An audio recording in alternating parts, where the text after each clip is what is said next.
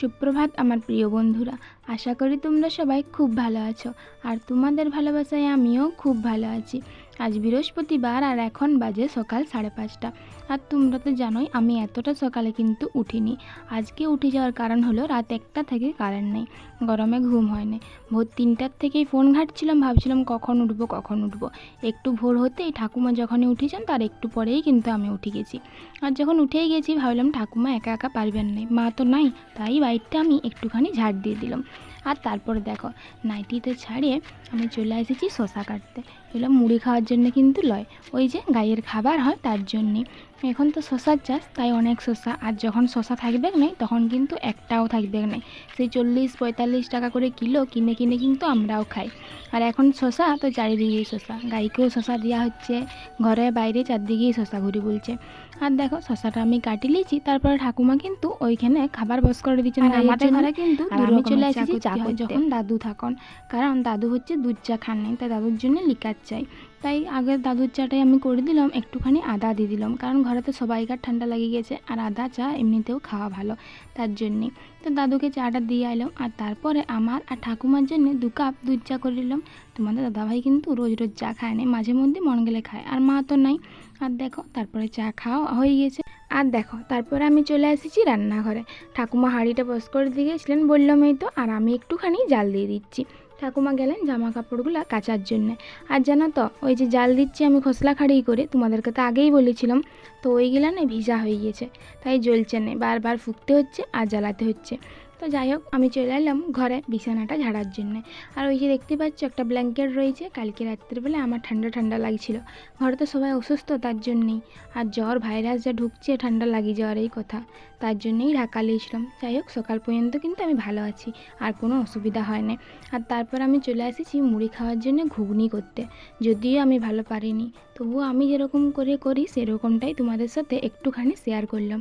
ওই যে দেখতেই পেলে তেল দিয়ে দিলাম একটুখানি, আর তারপর একটু পাঁচফোড়ন দিয়ে দিলাম, একটু হলুদ দিয়ে দিলাম তেলে। তারপরে পাঁচফোড়নটাকে তো ভালো করে ভাজি নিচ্ছি। তোমরা জানি আমার থেকেও ভালো পারো, তবু যদি ভালো লাগে থাকে তার জন্যে। আর যদি আমার কোনো ভুল হয় এটা করার জন্যে, তাহলে কিন্তু তোমরা আমাকে সঠিকটা বলে দিবে যে এরকম করে করতে হয়। আর তোমরা তো বলতেই পারো যে পেঁয়াজ রসুন কেন দাও না।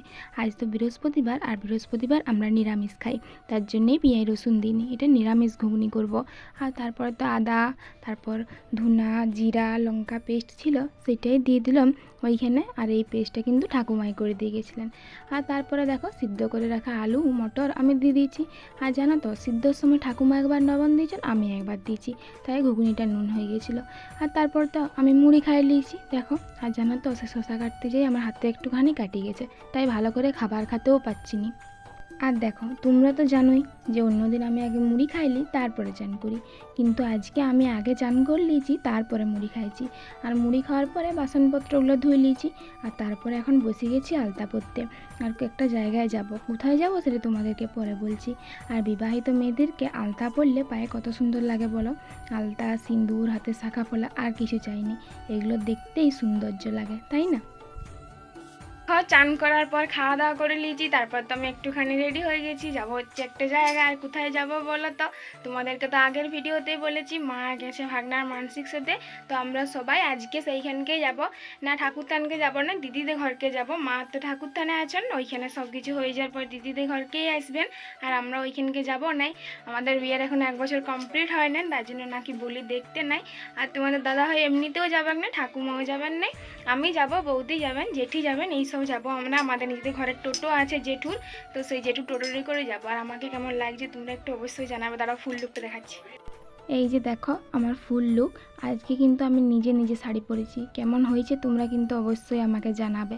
আর এই শাড়িটা আমার বার্থডেতে তোমাদের দাদাভাই আমাকে কিনে দিয়েছিল।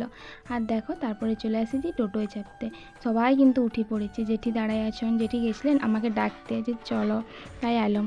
আর দেখো তারপর আমরা বেড়াইও গেছি। এখন সেই যে তোমরা জানো, তোমাদেরকে তো আগে দেখাইছিলাম, আমাদের গ্রাম পেরাই একটা মাঠ পড়ে, আর সেই মাঠটা দিয়ে কিন্তু আমরা এখন যাচ্ছিলাম। আর বৌদি আমাকে বলছিল লিপস্টিক কেন পরিস নাই, জানো তো আমি হালকা করে লাগাইছি, একদম হালকা, তাই বোঝা যাচ্ছে না। আর বৌদি বলছে আমি ডিপ করে পড়েছি, তুই কেন হালকা করে পড়েছ, এইসব নিয়েই কথাবার্তা হচ্ছিল। আর দেখো সবুজ কত সুন্দর লাগছে দেখতে। আর ওই যে দেখা যাচ্ছে কাশফুলগুলো, এগুলো দেখেই কিন্তু আমাদের দুর্গা মার কথা মনে পড়ছে। আর কিন্তু বেশি দিন নাই। ফাইনালি আমরা দিদি বাড়িতে পৌঁছে গেছি, আর এখন আছি ছাদে। আর এই যে আমার বৌদি আর হচ্ছে আমি, আর আমরা সবাই এখন ছাদে আছি। একটু আগেই পৌঁছলাম, প্রচন্ড রোদ, রিলস করার লাগে এসেছি ছাদকে, আমরা বৌদি বলে দিচ্ছে। তো দেখো আমরা রিলস করে তোমরা ব্লগটা দেখতে থাকো। আমাদের খাওয়া দাওয়া হয়ে গেছে, আর তারপরে আমরা একটুখানি এই ঘরটার মধ্যে রেস্ট নিচ্ছিলাম। কেউ নাই, অনেকেই ছিল, সবাই চলে গেছে বাইরে। এখন আমি আর বৌদি আছি, এই যে মুখ দেখা যায়, এই যে বৌদি আর আমি আছি। আর লুলু হচ্ছে ঘুমাচ্ছে, আমার ছোটো ভাইজি। ওই যে হ্যাঁ হ্যাঁ হ্যাঁ ঘুম পাইছে, কিন্তু ঘুমাচ্ছে না, এখানে প্রচণ্ড গরম, তার জন্যে বাইরে সবাই ঘোরাঘুরি করছে। তো দেখতে থাকো। আর আজকে তো প্রচণ্ড গরম, আর দিদিদের আবার একসাথে ঘর, জানো তো, তাই প্রচণ্ড গরম, ফ্যানের বাতাসগুলো পর্যন্ত গরম গরম বাতাস, থাকা যায় না। তাই দেখো মা, তারপর ওই যে বড়দি, জেঠি, বৌদি, আমি, ধারে ভাগ্নি, সবাই চলে এসেছি দিদিদের কলা বাগানের এইখানে বসতে। আর দেখো শাড়ি টাড়ি সব চেঞ্জ করে নিয়েছি গরমে। আমরা তো শাড়ি নিয়ে আসিনি, থাকবো না বলে, আজকেই চলে যাবো রাত দিকে, তাই একটা দিদির শাড়িই পরে নিয়েছি। আর দেখো কতক্ষণ ওইখানে বসে থাকে, তারপর আবার চলে এসেছি ছাদে। আসার পর থেকেই আমরা এই করছি, একবার ছাদ একবার নিচ, গরমের জ্বালাতনে, জানো তো। আর নিচে সবাই গল্প করছে, ওই চালাটায় রান্না হচ্ছে। আর দেখো আমরা ছাদে এসেছিলাম রিলস করার জন্য, তোমাদেরকেও একটুখানি দেখাই দিলাম। আর এত ঘামছি, অজস্র আমি মুখ মুছছি, আমার ঠোঁটটা জ্বালা করছিল।